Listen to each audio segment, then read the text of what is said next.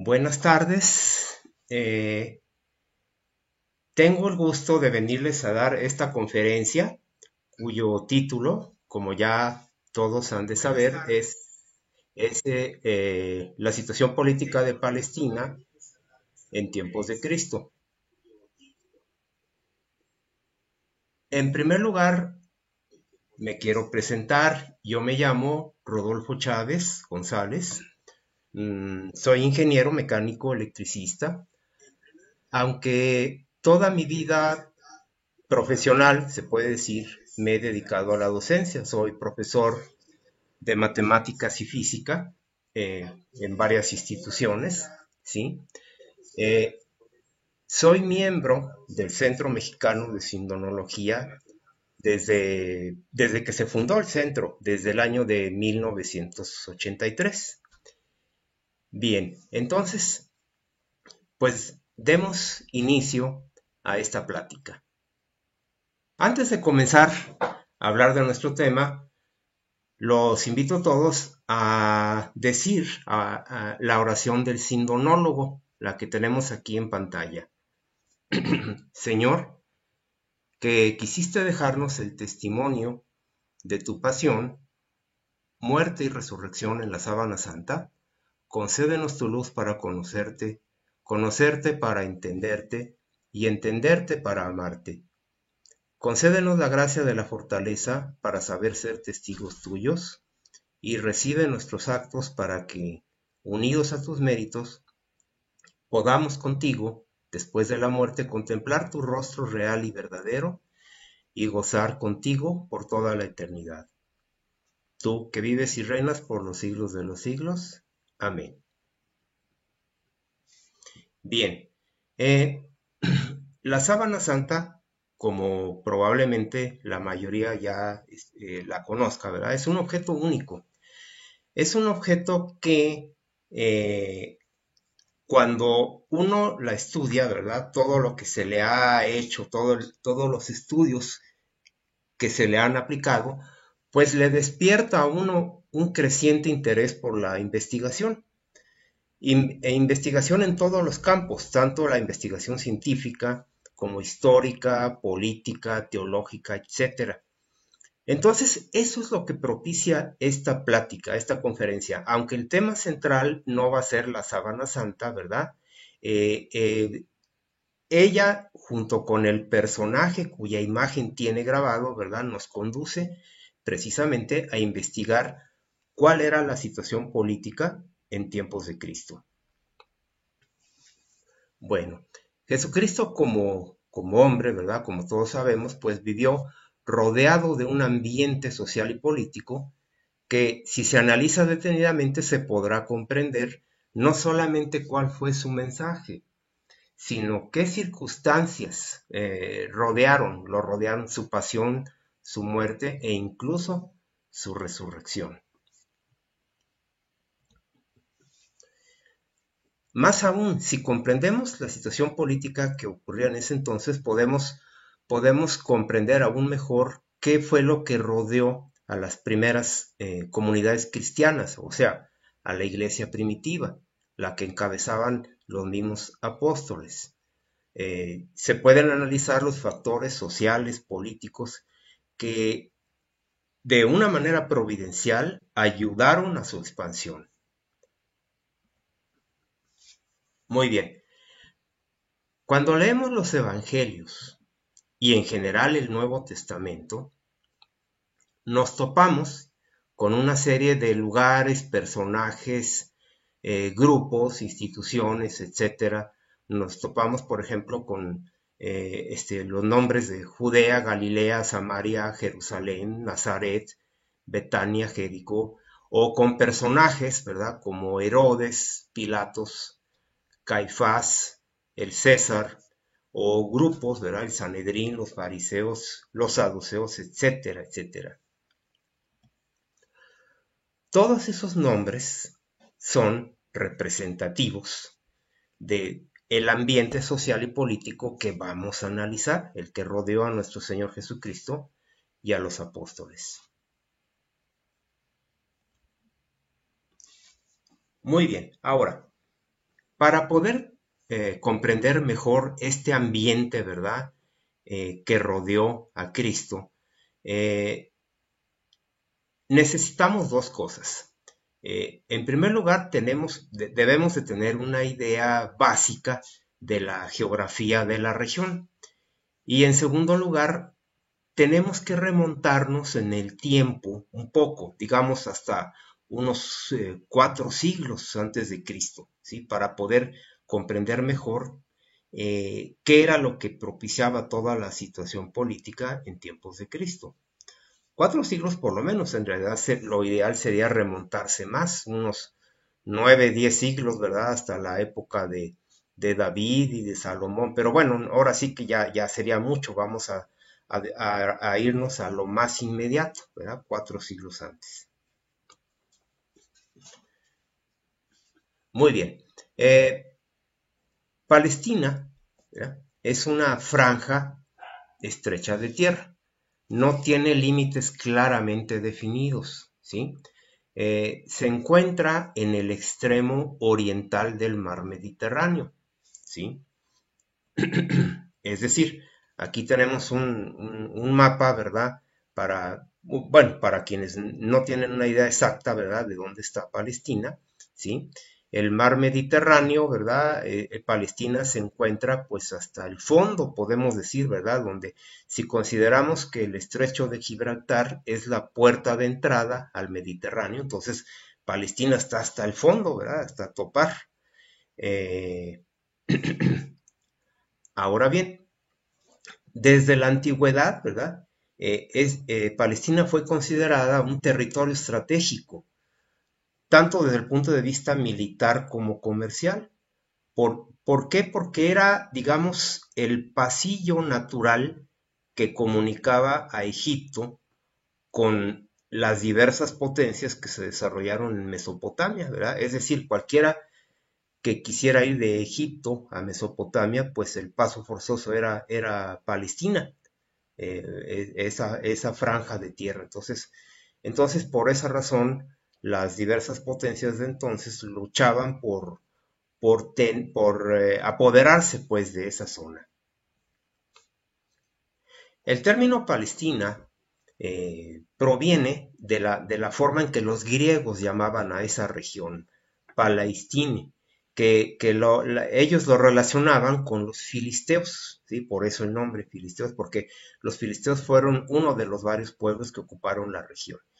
Y entonces de allí nosotros heredamos llamarle de esa manera, Palestina. También tiene otros nombres, también se le ha conocido como tierra de Canaán, porque antes de que llegara el pueblo de Israel a esa zona, los diversos pueblos que habitaban esa región, se les conocía genéricamente como los cananeos, entonces por eso también es común llamarle tierra de Canaán. Y también ya ahora sí que desde un punto de vista cristiano se le conoce comúnmente como Tierra Santa. Bien, el territorio de Palestina está limitado al oeste por el mar Mediterráneo, ya lo vimos. El río Jordán, ¿sí? Corre de norte a sur, casi paralelo a la costa mediterránea, a unos 60 kilómetros por término medio de dicha costa. El mar de Galilea, ¿sí? Es un gran lago que en cierta forma se puede considerar como un ensanchamiento del río Jordán. Es decir, a ver, en este mapa, ¿verdad? Lo podemos ver un poquito mejor. El río Jordán corre de norte a sur. El mar de Galilea es un común ensanchamiento del mismo río Jordán. También se le conoce como lago de Tiberíades. El río Jordán desemboca en el Mar Muerto, que también es un gran lago, ¿sí? Es un gran lago que sus aguas tienen una salinidad altísima, y de ahí le viene su nombre, puesto que ninguna forma de vida se puede desarrollar en el Mar Muerto. Ahora, como dato interesante, toda esta zona, desde el mar de Galilea hasta el Mar Muerto, está bajo el nivel del mar. Las orillas del Mar Muerto incluso es la zona más baja de todo el planeta. Las orillas del Mar Muerto están a 396 metros bajo el nivel del mar, la depresión más grande del mundo. Bien, ahí en este mapa también están indicadas algunas, no todas, ¿verdad?, de las ciudades que nos interesan. Jerusalén, Belén, Betania, Jericó, más al norte, Nazaret, Cafarnaún, ¿verdad?, donde pescaban los apóstoles. También están indicadas allí Tel Aviv y Haifa, que no existían en tiempos de Cristo. Esas dos ciudades no son de tiempos de Cristo. Sin embargo, las quise poner en este mapa porque sirven de referencia, sirven para tener una mejor perspectiva de dónde está ubicado todo.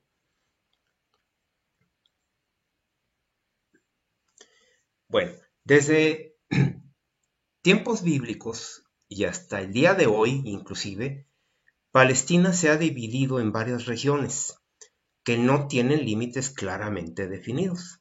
Esas regiones son Judea e Idumea al sur, Samaria más o menos al centro, Galilea, Traconítide e Iturea al norte, Perea y Decápolis al este del río Jordán.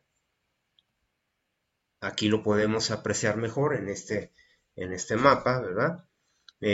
Judea es la que está más o menos al centro y es la región más importante, puesto que ahí está Jerusalén. Inmediatamente al sur de Judea está ahí Idumea. Inmediatamente al norte de Judea está Samaria y después Galilea, ¿verdad? Ya a la altura del mar que lleva su nombre, ¿verdad? Mar de Galilea. Al este de Galilea, Traconítide y Turea, y al este del río Jordán, Perea. Hasta el día de hoy se les sigue llamando de esa manera a estas regiones. Bien, ahora, vamos a remontarnos entonces en el tiempo hasta, digamos, el siglo IV antes de Cristo. ¿Qué ocurría en el mundo en ese entonces? Bueno, lejos de Palestina, en la península balcánica, ¿sí? En el año 359 a.C., Filipo II ascendía al trono de Macedonia. Macedonia está al norte de Grecia. Y Filipo II conquistó toda Grecia y unificó políticamente toda Grecia. Grecia hasta ese entonces no era un país unificado, era una serie de pequeños ciudades-estados. Bueno, Filipo II unificó. Pero es en el año 336, Filipo II fue asesinado e inmediatamente ascendió al trono su hijo, que era Alejandro III, que en la historia lo conoceremos mejor como Alejandro Magno. Pues resulta que Alejandro Magno fue ahora sí que mucho más agresivo que su padre, ¿verdad? Formó un ejército sumamente poderoso y aparte de que se reafirmó en la península balcánica, conquistó toda el Asia Menor, conquistó lo que quedaba del imperio persa, todavía existía en ese entonces el imperio persa, conquistó el imperio persa, toda Mesopotamia, llegó hasta el río Indo, o sea, hasta la India, Fenicia, la pequeña Judea y Egipto. Es decir, Alejandro Magno creó un gran imperio, lo que está aquí indicado en este mapa con rojo. Todo eso fue el imperio de Alejandro, creado en cuestión de 12, 13 años nada más. La pequeña Judea, ¿verdad? Es decir, el Estado judío, pues obviamente quedó en manos de Alejandro Magno, ahora sí que a querer o no, ¿verdad? Bien. Pero en el año 323 muere Alejandro Magno, ¿verdad? y no se había, digamos, planeado la sucesión. Entonces sus principales generales lucharon entre sí para disputarse el poder. Todos se creían el sucesor de Alejandro Magno. Y finalmente, después de una serie de conflictos y batallas, etcétera, tres de ellos se repartieron el imperio de Alejandro. Tres de ellos, los que tenemos ahí mencionados: Ptolomeo, Seleuco y Antígono. Ptolomeo se apoderó de Egipto y a partir de él se le conoce como el Imperio Ptolemaico, ¿verdad? En Egipto. Seleuco se apoderó de toda la región asiática, ¿verdad? Del imperio y funda el Imperio Seleucida, y Antígono se quedó con lo que es la península balcánica. ¿Qué pasó con Judea en todo ese inter, verdad? Pues Judea entre 312 y 300 pasó 5 veces de las manos del Imperio Ptolemaico al Imperio Seleucida, ¿sí? Pero ya finalmente, en el año 298, quedó en manos del Imperio Ptolemaico, o sea, de Egipto, como quien dice.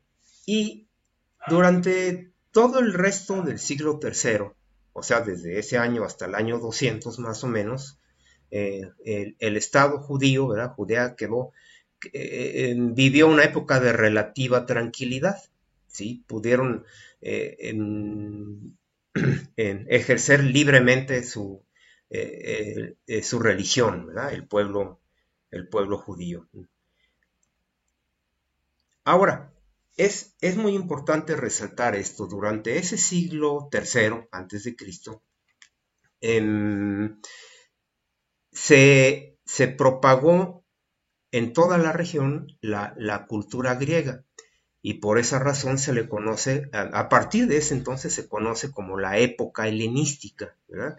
Se propaga la lengua griega, ¿verdad? Por toda esa región, aunque no la hablaban, digamos, a nivel familiar, a nivel local, pero sí como una lengua franca, el griego. En fin, las costumbres griegas se ponen de moda, etcétera, etcétera. Ahora, también, en esa época se produce el fenómeno que conocemos como la diáspora o la dispersión. ¿En qué consistió? Bueno, en que los judíos en grandes cantidades empezaron a emigrar a varias partes del mundo conocido, ¿sí? Por ejemplo, en Alejandría, que era la capital del Egipto Ptolemaico, se formó una colonia muy grande de judíos. Era la colonia más grande fuera de Judea.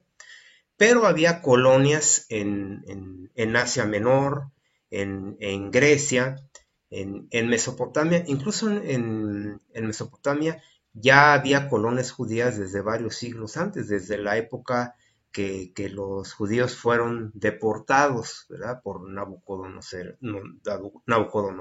En fin, a este fenómeno que había colonias de judíos en todas partes, en muchas partes, le llamamos la diáspora.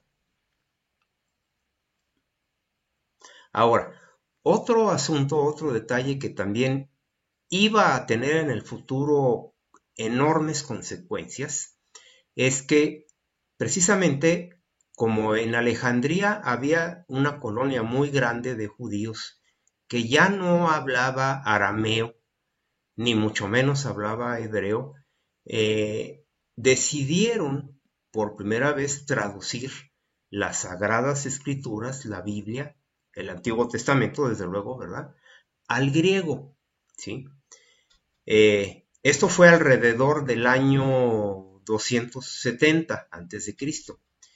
Y a esa versión griega de la Biblia se le conoce como la Septuaginta, o también se le llama Biblia de los 70.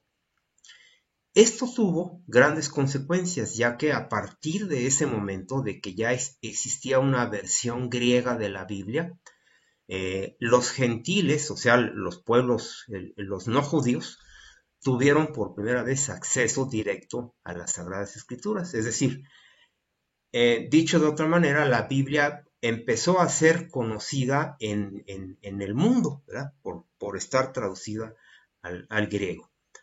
Por cierto, una consecuencia interesante también de esta traducción de la Biblia al griego es que muchos de los libros del Antiguo Testamento hasta la fecha los conocemos con su nombre griego. El Génesis, ¿verdad? Génesis está en griego, quiere decir el principio, el origen. Éxodo, la salida, ¿verdad? También. Deuteronomio, son puros nombres griegos. Deuteronomio, la segunda ley. Es más, el mismo nombre Biblia está en griego, ¿verdad? Que quiere decir los libros. ¿Sí? Está en plural, ¿verdad? Bien, ahora, en el año 223, ascendió al trono, del trono seleucida, un nuevo monarca llamado Antíoco III, que de momento no tuvo ninguna trascendencia. Pero en el año 200 a.C., Antíoco III derrotó a Ptolomeo V, que era el sucesor del Ptolomeo original, ¿verdad? Y como consecuencia, a partir de ese momento, Judea pasó al dominio seleucida, es decir, estaban bajo el dominio del imperio tolemaico y ahora pasó al dominio seleucida. De momento esto no afectó en nada al pueblo judío, no se resintió el cambio, ¿verdad? Hasta que en el año 175 a.C. Asciende al trono el hijo de Antíoco III, que fue Antíoco IV, apodado Epífanes, el manifiesto. Con él empezaron los problemas. Bueno, ahora, antes de hablar de qué pasó con Antíoco IV, conviene que aquí nos salgamos un poquito de nuestra historia, porque tenemos que hablar de lo que estaba pasando, ¿verdad? Mientras que todo esto ocurría, ¿qué estaba pasando en la lejana península itálica, ¿verdad? Porque ahí estaba surgiendo, se estaba formando una nueva superpotencia y estaba haciendo su aparición, Roma, ¿verdad? Según la leyenda, Roma fue fundada en el año 753 a.C., la ciudad de Roma. Al principio era solo una pequeña aldea, ¿verdad? Que incluso durante varios siglos estuvo sometida Roma a otro pueblo, ¿verdad? Los etruscos, ¿verdad? Que vivían al norte de la península itálica. Pero a partir del siglo IV a.C., Roma, después de que derrotó a sus opresores, se puede decir, a los etruscos, empezó a expandirse y por lo tanto aumentar cada vez más su influencia en el mundo.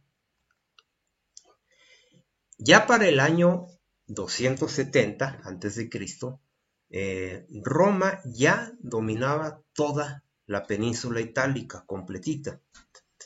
Para el 241 ya dominaban Sicilia, la isla de Sicilia, las islas de Córcega y Cerdeña, ya se las habían arrebatado a los cartagineses. Para el año 201 ya controlaban gran parte de la península ibérica. Para el año 67 a.C. ya dominaban las Galias, o sea, el sur de Francia, de lo que hoy es Francia, toda la península balcánica, casi toda Asia Menor, Siria, ¿verdad? El territorio sirio y algunas partes del norte de África. Aquí vemos todo lo que en este mapa está en anaranjado, es lo que Roma ya dominaba para el año 67 a.C.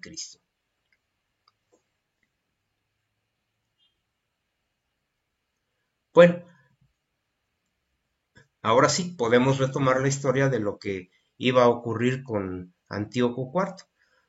Pues resulta que en el año 169 Antíoco IV decide conquistar Egipto, pero Ptolomeo VI, que era el rey, ¿verdad?, de Egipto, ya había pedido ayuda a Roma. Egipto todavía no era un dominio romano, pero ya Roma ejercía fuertemente su influencia en esa zona. Entonces pidió ayuda a Roma. Antíoco IV se vio obligado por Roma a retirarse de Egipto, ¿verdad? Por un general romano, de una manera humillante, de una manera, sí, vergonzosa. Y entonces a su regreso lleno de rabia, al pasar por Palestina, al pasar por Jerusalén, decidió saquear Jerusalén, decidió profanar el templo, ¿verdad? El templo de Jerusalén, y mandó poner incluso una estatua de Zeus en el templo, y decreta ilegal al judaísmo. Esto fue en el año 167. Entonces aquí es donde empezaron los problemas. Y es entonces cuando surge lo que conocemos como la rebelión de los macabeos, de los hermanos, ¿verdad? El mayor de los hermanos era Judas Macabeo, ¿verdad? Él organiza la resistencia, crea un ejército y derrota varias veces al ejército de Antíoco IV, el ejército seleucida. En 161 muere Judas Macabeo y lo sucede en el mando su hermano Jonatán o Jonatán, como lo quieran nombrar. En 142 muere Jonatán y lo sucede su hermano Simón. En 142 Simón Macabeo, ¿verdad? Llega a un acuerdo con el entonces monarca seleucida Demetrio II y por medio de ese acuerdo se obtiene la total independencia de Judea. Por primera vez, Judea era un estado independiente desde los tiempos de Salomón, 7 siglos antes aproximadamente, ¿verdad? Nunca había vuelto a ser un estado independiente hasta este momento. Claro que esto ocurrió por un debilitamiento, ¿verdad? En este caso del imperio seleucida. En el 134 muere asesinado Simón y lo sucede su hijo, Juan Hircano. Juan Hircano inicia una política de expansión, conquista Idumea, Samaria. En 104 muere Juan Hircano, lo sucede su hijo Aristóbulo I. Este conquista Galilea, ¿verdad? Estaban ahora sí que en plena expansión territorial. En 103 muere Aristóbulo y lo sucede su hermano Alejandro Janeo. En el año 76 a.C. muere Alejandro Janeo y lo sucede su esposa Salomé Alejandra. Entre paréntesis, noten ustedes cómo muchos de los nombres tienen influencia griega, ¿verdad? Alejandro es nombre netamente griego. En el año 67 a.C. muere Salomé Alejandra y aquí es donde empieza ahora sí que los nuevos problemas. Los dos hijos de Salomé, Aristóbulo II y Juan Hircano, se disputan el poder. Los dos creían ser los legítimos sucesores. Estalla una guerra civil. Uno de los dos, Juan Hircano, pide ayuda a un individuo que se llamaba Antípatro, que era gobernador de Idumea, y a los árabes que vivían más al sur, los árabes nabateos. Y entonces Aristóbulo II, pues tuvo que pedir ayuda también. Normalmente cuando hay una guerra civil y una de las partes pide ayuda externa, la otra parte también tiene que pedir ayuda externa. Entonces Aristóbulo, pues se le ocurrió pedir ayuda ni más ni menos que a Roma. Ahora sí que era el momento dorado, ¿verdad? Que estaba esperando Roma, ¿verdad? Entonces, pues Roma acudió gustosa a ayudar a Aristóbulo y ya andaba por ahí cerca, ¿verdad? El general Pompeyo. Él se dirigió a Palestina, destronó al último emperador seleucida, Antíoco XIII, ¿verdad? Lo último que quedaba del imperio seleucida. Después se dirigió a Judea y tomó Jerusalén y convirtió a Judea en provincia romana. Entonces, a partir de ese año, del 64, Judea se convierte en una provincia romana. Aristóbulo fue llevado prisionero a Roma, o sea, quien había pedido la ayuda, ¿verdad? Pues fue llevado prisionero, así son las cosas. Antípatro, el idumeo, fue nombrado procurador de Judea, o sea, algo así como gobernador, en el año 49. Y Antípatro tenía dos hijos, Fasael y Herodes, que ejercían determinados cargos. En el año 43 a.C., Antípatro es asesinado. En el año 40, Antígono Matatías, el último que quedaba de la familia de los macabeos, intenta tomar Jerusalén. Lo apoyan los persas, aunque más específicamente un pueblo que era conocido como los partos, que eran vamos a decir, una facción de los persas. Bueno, el caso es que en el año 39, uno de los hijos de Antípatro, Herodes, derrota a Antígono y él recupera Jerusalén.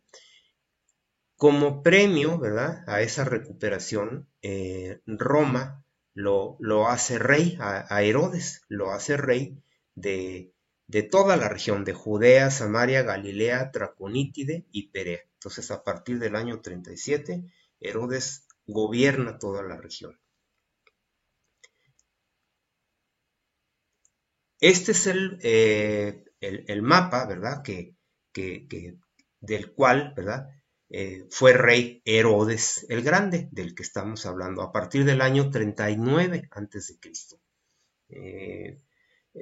No hay que olvidar que era un rey, pues vamos a decir, títere, ¿verdad? Títere de Roma, no era un estado independiente, ¿verdad? Su reinado estaba supeditado a Roma. Y se le conoce comúnmente como Herodes el Grande, para distinguirlo de sus hijos, que todos se llamaban Herodes, todos eran Herodes con algún seudónimo, con algún calificativo. Herodes el Grande reinó desde el 37 a.C. hasta que murió en el año 4 a.C. Hizo una gran cantidad de obras públicas, ¿sí? Construyó fortalezas, palacios, acueductos, monumentos, etc. El templo de Jerusalén, que, que en ese entonces era un templo relativamente pequeño que había sido construido desde el siglo V antes de Cristo, ¿verdad? Cuando el pueblo de Israel regresó de la deportación, ¿verdad?, a Babilonia. Era un templo pues pequeño y no muy vistoso. Entonces Herodes se ocupó de embellecerlo, de hacerlo grande, majestuoso, ¿verdad? Herodes nunca, a pesar de sus grandes obras públicas, nunca contó con el apoyo del pueblo. El pueblo no lo quería, no lo aceptaba, entre otras razones por ser idumeo, o sea, no era propiamente hablando un judío. Además, por estar al servicio de Roma, ¿sí? Y por haber acabado con la dinastía macabea. Herodes el Grande tuvo 10 esposas y pues muchísimos hijos. Eh, Al saber que no contaba con el apoyo del pueblo y al saber que en cualquier momento podía perder el apoyo de Roma, ¿verdad?, pues siempre reinó con una gran desconfianza, ¿verdad? Esa desconfianza lo hizo, pues, actuar de esa manera, ¿verdad? Pues mandó matar a su esposa Mariamne, que fue una de las 10 esposas, y a varios de sus hijos. También mandó matar al sumo sacerdote en ese momento, a Aristóbulo III y a Juan Hircano II. Bueno, mandó matar a muchas personas. Entonces, el pasaje del Evangelio, ¿verdad?, en que leemos que mandó matar a todos los niños menores de 2 años cuando se enteró, ¿verdad?, del nacimiento del Mesías, pues no es tan de extrañar, ¿verdad? Era su actitud.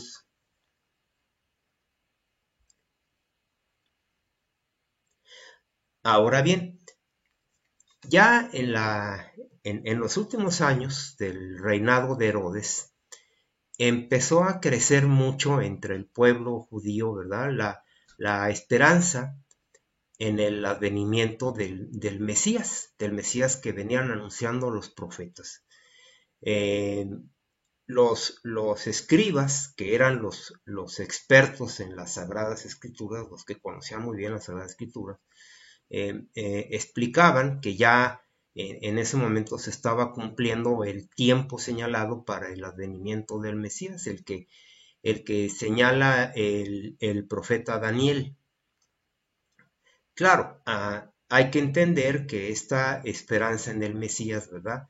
Era la que los fariseos, que más adelante vamos a ver qué eran los fariseos enseñaban que el Mesías sería un caudillo militar que vendría a liberar, ¿verdad? A Israel del yugo romano. Eso era lo que se pensaba que sería el Mesías, es decir, un caudillo al estilo de Judas Macabeo, ¿verdad? Por ejemplo. Eh, un reino terrenal, desde luego. Bien, en cuanto a la familia de Herodes el Grande, ya dijimos que tuvo 10 esposas, de las cuales aquí estamos mencionando 4 de ellas. Marián de las Monea, Marián la Samaritana, Cleopatra, que no tiene nada que ver con la Cleopatra egipcia, ¿verdad? Bueno, en fin. Y algunos de sus hijos, y de quién eran hijos respectivamente, ¿verdad? Alejandro, Aristóbulo, Herodes, Filipo, Herodes Antipas, Herodes Arquelao, ¿verdad? Filipo, y algunos de los nietos que también tendrían su importancia, ¿verdad? Herodías, Agripa I, etc. Bien, a la muerte de Herodes, que ya dijimos, esto ocurrió en el año 4 a.C., eh, el reino fue dividido entre 3 de sus hijos y una de sus hermanas. Eh, claro que esta división tenía que ser bajo la aprobación de Roma. O sea, recordemos que nadie podía mover ni un dedo si no era con la aprobación de Roma, ¿verdad? Y bueno, entonces la división del reino quedó de la siguiente manera. Arquelao, o sea, Herodes Arquelao, le tocó Judea, Samaria y Idumea con el título de etnarca. Antipas, o sea, Herodes Antipas, con Galilea y Perea, tetrarca. Herodes Filipo, Iturea Traconítida, y Salomé, hermana de Herodes, ¿sí? Con algunos pequeños territorios.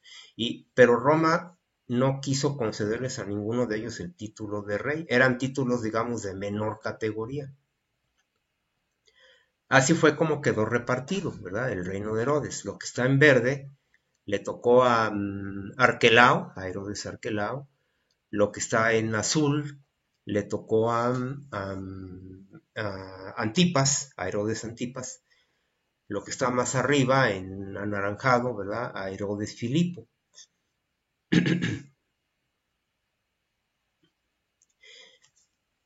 En el año 6, después de Cristo, ¿verdad? Después de Cristo, se levantó un censo ordenado por el emperador, por César Augusto, que entre paréntesis no es el mismo censo del que habla el Evangelio, así que frecuentemente se levantaban censos. Este fue uno más, ¿verdad?, de los censos que se levantaron. Y al levantarse este censo se provocó una sublevación encabezada por un tal Judas el Galileo. Arquelao aplastó la rebelión y mató a miles de personas. Entonces, por esta situación que no fue bien vista, ¿verdad? Arquelao fue destituido por el emperador. Y a partir de entonces, lo que gobernaba Arquelao fue gobernada por una serie de procuradores o prefectos militares. A partir de ese año, del año 6. Esta es la lista de procuradores que gobernaron Judea, Idumea y Samaria a partir del año 6. El primero de ellos se llamaba Coponio, del 6 al 9 después de Cristo, Ambibio, del 9 al 12 después de Cristo. Todas las fechas ya son después de Cristo, obviamente, ¿verdad? Annio Rufo, del 12 al 15, Valerio Grato, del 15 al 26, y el quinto procurador romano fue Poncio Pilato, que es el que nos es más familiar por razones más que conocidas. Él fue procurador del 26 al 36. Después hubo otros dos procuradores, Marcelo y Marulo. Después de este último, después de Marulo, los territorios fueron incorporados al reino de uno de los nietos de Herodes el Grande, Agripa I.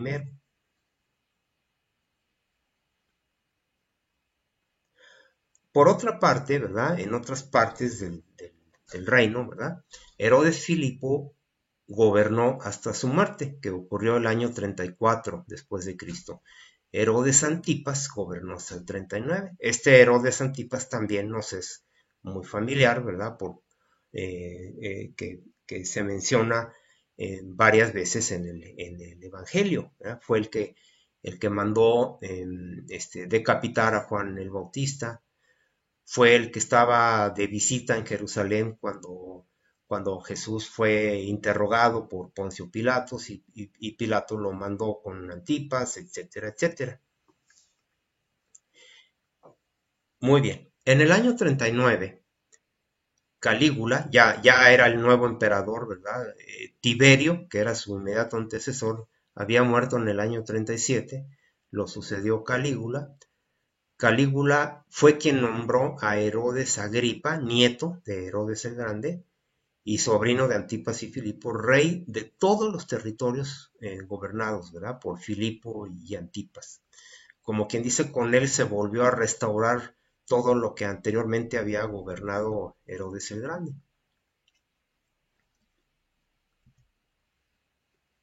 Bueno, ahora vamos a hablar un poco acerca de las principales instituciones que había en ese entonces. El templo. El templo, ¿verdad? El templo de Jerusalén era pues el centro de toda la vida religiosa del pueblo de Israel. Ya mencionamos hace rato que el templo en tiempos de Cristo era el segundo templo, porque había sido, el primer templo fue el que construyó Salomón 9 o 10 siglos antes de Cristo, y el segundo templo fue construido en tiempos del retorno, ¿verdad? De la deportación, y había sido rehecho, reconstruido por Herodes el Grande. Era el centro de la vida religiosa del pueblo de Israel. Solo en él se podía dar culto a Yahvé. Herodes lo mandó reconstruir. En él, en el templo, estaba el Sancta Sanctorum, que era el lugar más sagrado, ¿verdad? En el interior, al que solo podía entrar el sumo sacerdote, y además solo una vez al año. El templo, ¿verdad?, fue destruido cuando la destrucción de Jerusalén, que ocurrió en el año 70. Y desde entonces a la fecha no se ha vuelto a construir. En su lugar, actualmente lo ocupa una de las mezquitas más importantes de Jerusalén. Bien, el sumo sacerdote siempre, ¿verdad? Desde muchos siglos antes, había sido la máxima autoridad religiosa, ¿sí? En un principio era un cargo hereditario, ¿verdad? Aunque a partir de la ocupación romana, o sea, a partir del 64 a.C., el sumo sacerdote era designado por las autoridades romanas. En la época en que Cristo murió, el sumo sacerdote era Caifás. Todos lo conocemos también por su mención en los evangelios. Caifás había sido nombrado por el procurador anterior a Poncio Pilato, que era Valerio Grato. Había sido nombrado en el año 18. O sea que cuando Jesús fue llevado ante el Sanedrín, etcétera, Caifás ya tenía algo así como 8 años de ser el sumo sacerdote. Sin embargo, el suegro de Caifás que se llamaba Anás, que también fue sumo sacerdote del año 6 al 15, seguía teniendo gran influencia, ¿verdad? Aunque él ya no era oficialmente el sumo sacerdote, se tomaba muy en cuenta lo que él decía, como si fuera otro sumo sacerdote. Bien, ahora, ¿quiénes eran los escribas?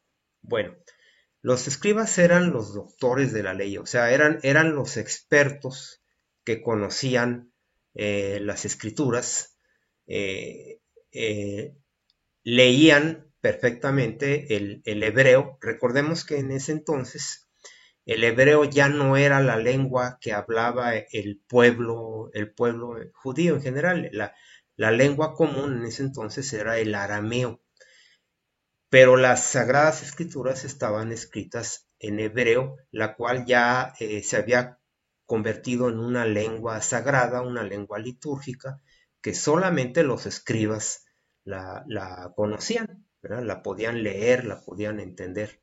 Entonces ellos eran los expertos, ¿verdad?, en las sagradas escrituras, y, y tenían mucha influencia, tenían más influencia que los mismos sacerdotes del templo. Los escribas, su lugar de acción eran las sinagogas. Las sinagogas, que había muchas, ¿verdad? Cada una de ellas era el centro de reunión en donde se leía la ley y los profetas. Había sinagogas esparcidas en toda Palestina e incluso en la diáspora, ¿verdad? En las distintas comunidades judías en Asia Menor, en Grecia, en Egipto, etcétera. Y cada sinagoga, ¿verdad? En cada sinagoga había escribas importantes. Bien, ahora, el Sanedrín. ¿Qué era el Sanedrín? Bueno, era el Consejo Supremo de la comunidad. Aunque la comparación no es buena, porque no, es difícil hacer comparaciones con lo que manejamos en la actualidad, era como una mezcla de la Cámara de Diputados con la Suprema Corte de Justicia, una especie de fusión de las dos cosas, ¿verdad? Era el Consejo Supremo de la Comunidad. Y estaba compuesto por 72 miembros. Pretendía ser la continuación del Consejo que había asistido a Moisés muchos siglos antes. En el Sanedrín estaban los príncipes de los sacerdotes, o sea, los principales sacerdotes y los doctores de la ley. Y el Sanedrín estaba presidido, pues, por el sumo sacerdote.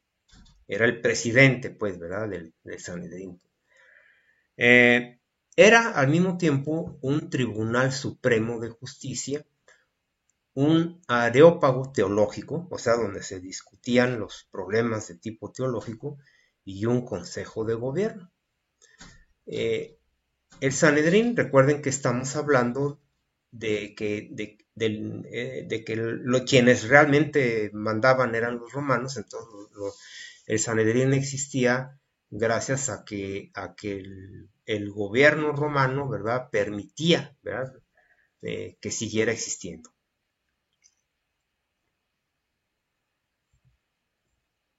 Bien, ahora, en tiempos de Cristo, y aún desde bastante antes de la época de Cristo, había varias sectas político-religiosas, de las cuales las dos más importantes eran los saduceos y los fariseos. Cada una de estas sectas tenía su manera de entender su versión, por decirlo así, ¿verdad?, de la religión y también del manejo de la política en general. Por eso eran sectas político-religiosas. También existían otras sectas menores, los celotas, los esenios, los herodianos, etcétera. Pero, ¿cuál era la postura de cada uno de ellos? Bien, a ver, empecemos con los fariseos. Los fariseos surgieron a partir de un grupo que se llamaban los Hasidim en tiempos de los macabeos, en tiempos de la lucha de los macabeos, en 2 siglos y medio antes, ¿verdad?, de la época de la que estamos hablando. Eh, los fariseos eran fervientemente nacionalistas, o sea, se oponían a la intervención extranjera, estaban incluso consideraban impuro a todo aquel que estuviera cercano a un extranjero, a un romano, o lo que sea, ¿verdad? Se oponían a la intervención extranjera. Tenían mucha influencia en el pueblo, ¿sí? Una de sus principales posturas religiosas es que ellos creían en la resurrección de la carne y esperaban el advenimiento del Mesías, entendido como hace un momento decíamos, como el jefe militar que vendría a liberar al pueblo del yugo romano.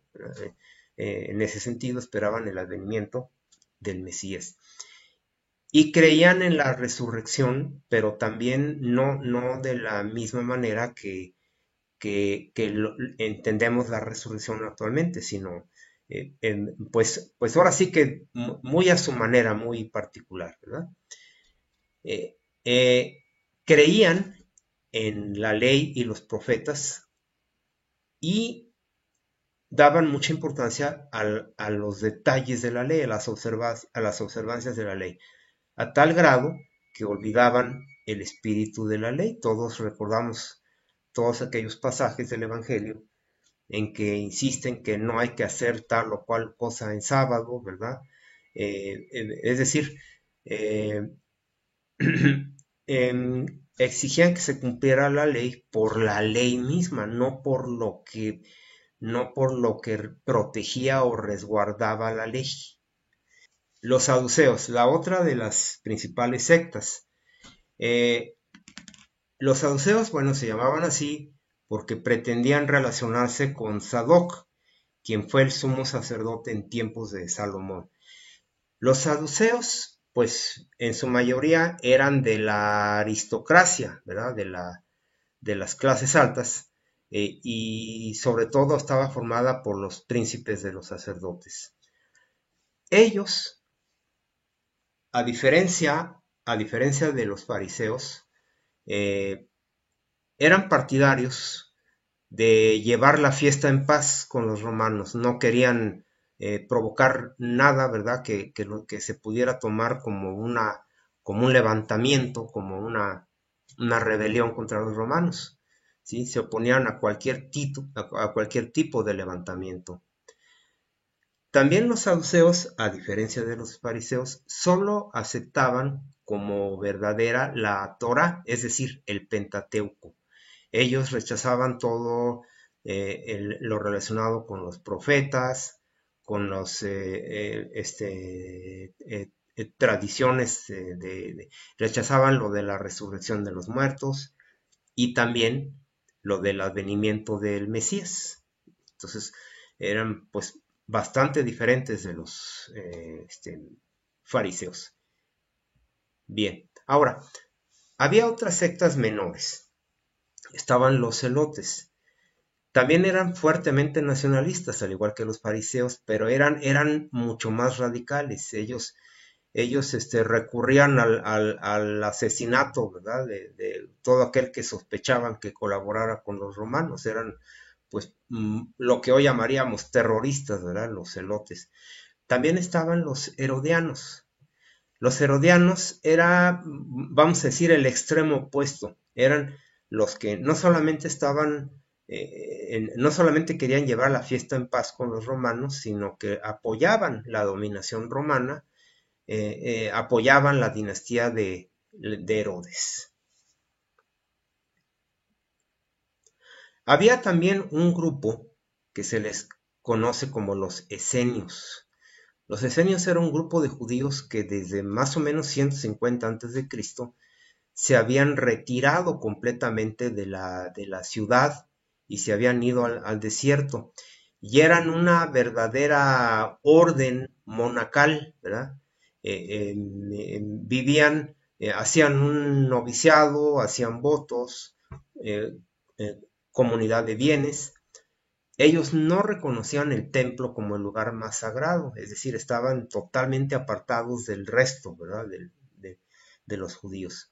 Y por cierto que en los escritos que fueron encontrados, que se conocen como los rollos del Mar Muerto, que fueron encontrados en 1947 en cuevas cercanas al Mar Muerto, eran precisamente propiedad de esta secta, de los esenios. Bueno, ahora, los samaritanos, esta en realidad no era una secta, sino eran simplemente los habitantes de Samaria. Desde tiempos del regreso de la deportación, eh, se había, se había formado una rivalidad muy, muy grande entre judíos, o sea, entre los judíos propiamente hablando de Judea y los samaritanos, porque eh, cuando la mayoría del pueblo judío fueron llevados a Babilonia, los que se quedaron en esa zona se fueron, digamos, mezclando con pueblos gentiles y se formó una nueva versión del judaísmo entre ellos. Entonces, eso fue lo que hizo que fueran rivales, ¿verdad? Entre judíos y samaritanos. Ellos consideraban que el verdadero santuario no era el templo, sino era el monte Gerizim, y solo reconocían el Pentateuco como sagrado, aunque sí, curiosamente, sí esperaban el advenimiento del Mesías. Es muy conocido el pasaje del Evangelio en que Jesús pasó por Samaria, porque para ir de Judea a Galilea había que pasar por Samaria, y la famosa escena del pozo, ¿verdad? De que le pidió a la samaritana un poco de agua y la mujer samaritana le dijo, ¿cómo tú siendo judío me pides agua a mí que soy samaritana? O sea, a ese grado llegaba el odio, ¿verdad? La rivalidad entre judíos y samaritanos. Bien, en el año 44 muere el rey Agripa I, y entonces el nuevo emperador Claudio, ¿verdad? Ya era otro emperador, decidió que Judea volviera a ser gobernada por medio de procuradores, como lo había sido unos años antes. Y entonces esta es la lista de los nuevos procuradores a partir del año 44 después de Cristo. Cuspio Fado, Tiberio Alejandro, Ventidio Cumano, Marco Antonio Félix, Porcio Festo, bueno, etcétera, etcétera. Aquí vale la pena mencionar que el cuarto de ellos, o sea, Marco Antonio Félix, es mencionado en el libro de los Hechos de los Apóstoles. Félix es con quien fue llevado San Pablo, ¿verdad? Cuando regresó, después de varios de sus viajes, regresó a Jerusalén y fue acusado, lo llevaron precisamente con Félix y poco tiempo después lo llevaron con el siguiente procurador romano, que era Festo, ¿verdad? Esos dos procuradores entonces son mencionados en el Nuevo Testamento. En ese momento, cuando gobernaban estos procuradores, también había un nuevo sucesor de Herodes el Grande, que era su bisnieto, Agripa II, que gobernaba algunas pequeñas regiones, no era rey de toda de toda Judea, solo de unas pequeñas. Y también él es mencionado en el mismo libro de los Hechos de los Apóstoles. Ante él es presentado San Pablo, ante Agripa II. Bien, entonces, entonces aquí terminamos. Para quienes por primera vez escuchan hablar del Centro Mexicano de Sindonología, bueno, pues me permito decirles que es el Centro de Estudios de la Sábana Santa de Turín. En este centro se dan frecuentemente conferencias tanto de la Sábana Santa en sí misma, ¿verdad? Conferencias en que se propaga todo lo que sea los estudios científicos hechos a la síndone, a la sábana santa, y también conferencias relacionadas con la sábana santa. Muchas gracias a todas las personas que me escucharon. Estamos a sus órdenes, ¿sí? Muy bien, hasta luego entonces.